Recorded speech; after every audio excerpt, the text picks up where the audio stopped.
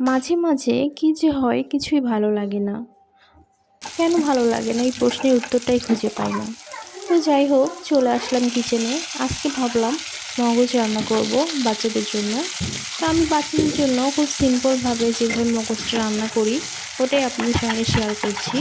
তো আমি প্রথমে মগজটাকে লবণ দিয়ে হলুদ দিয়ে পানির মধ্যে খুব ভালো করে বলক করে নেব পানিটাকে, যাতে করে এর মধ্যে যে রক্তগুলো আছে এগুলো বের হয়ে যাবে। এবং এর মধ্যে কিন্তু কিছু রগ আছে যেগুলো ক্লিন করে নিতে হয়।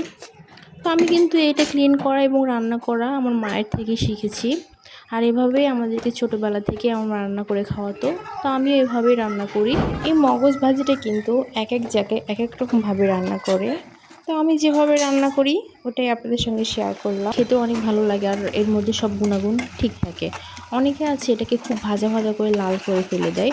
এরকম আসলে খেতে ভালো লাগে না। আমি আমার বাচ্চাদের এরকম খাওয়াই না, এভাবেই খাওয়াই, যা আপনাদের সঙ্গে শেয়ার করলাম।